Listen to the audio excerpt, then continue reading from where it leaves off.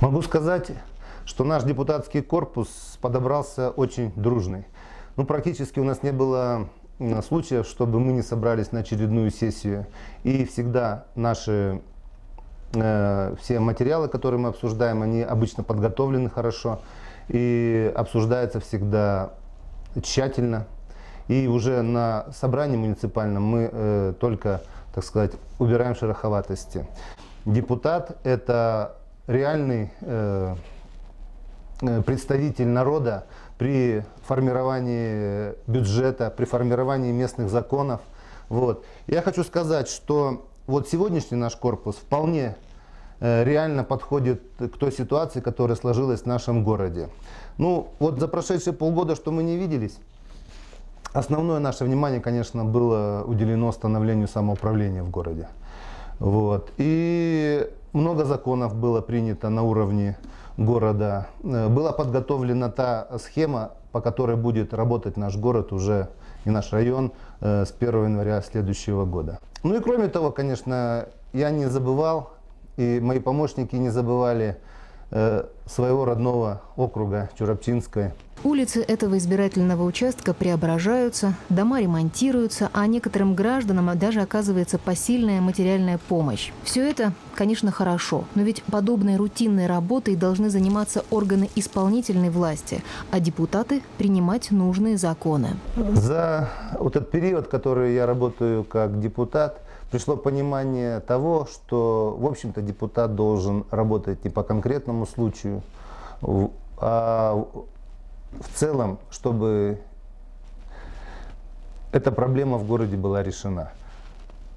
Хотя и отдельные случаи не должны оставаться без внимания, но тут я уже действую как человек, как руководитель предприятия. И вот те маленькие наказы, они становятся пищей для размышления в те моменты, когда эта проблема озвучивается в масштабах всего города. Работа депутата – законотворчество. Хоть это и творчество, но одним вдохновением здесь не обойтись. Нужны опыт, знания и терпение. А как иначе можно управиться с таким количеством документов, среди которых малозначительных просто нет? Ну вот возьмем, к примеру, 20-ю сессию, вот у меня под рукой материалы 20-й сессии Нерюнгринского муниципального совета. Прямо вот так листаем, да? Ну, конечно, главный вопрос был на сессии о внесении изменений в бюджет Нерюнгринского района. Постоянный контроль за расходованием и формированием бюджета Нерюнгринского района – это одна из основных функций муниципального совета. Бюджет так есть, значит. Дальше, вот прям подряд читаю. О собраниях граждан. Это подготовка к ведению самоуправления в районе. Положение о проведении опроса граждан. Тоже самоуправление. Об утверждении порядка проведения бюджетных кредитов. Вопрос, связанный с организацией финансовой деятельности. Вот. Расходные обязательства о порядок положения о ведении. Положение о порядке предоставления бюджетных средств и так далее, и так далее. То есть вот вся наша жизнь сегодня, которая идет в городе, она вся укладывается вот в те положения, которые мы принимаем. Поэтому от того, насколько инициативно, насколько квалифицированно будет подходить депутат к выполнению своих обязанностей, зависит и жизнь каждого человека, каждого жителя нашего города.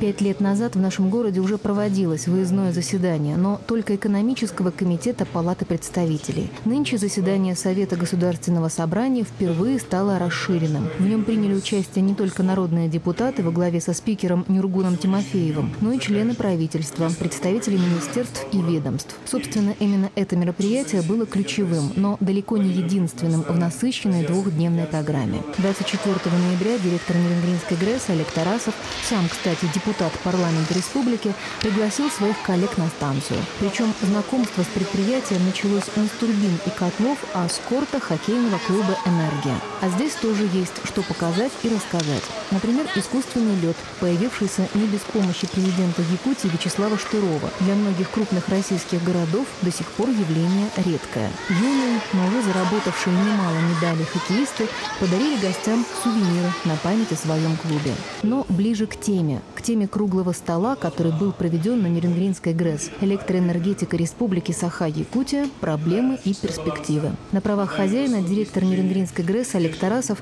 довел до сведения депутатов и работников станции основные проблемы и перспективы энергетиков Нерюнгри и Якутии в связи с созданием дальневосточной энергетической компании в рамках РАО ЕС. Депутатов, естественно, интересовало, что в связи с этим приобретет и что потеряет Якутия. На что Олег Владимирович процитировал генерального директора акционерной компании «Якутская энерго» Константина Ильковского. На данном этапе и в ближайшее время мы ничего не приобретаем и ничего не теряем. Депутаты решили посвятить данной проблеме одно из заседаний Илтумена, где серьезно и не торопясь, рассмотрев все «за» и «против», принять приемлемое для республики решение. Далее последовал обмен подарками. Картина от Илтумена коллективу Нерюнгринской ГРЭС и картина от Нерюнгринской ГРЭС Илтумену. Завершилась встреча в Музее энергетиков. В роли экскурсовода, разумеется, депутат Илтумен Олег Тарасов.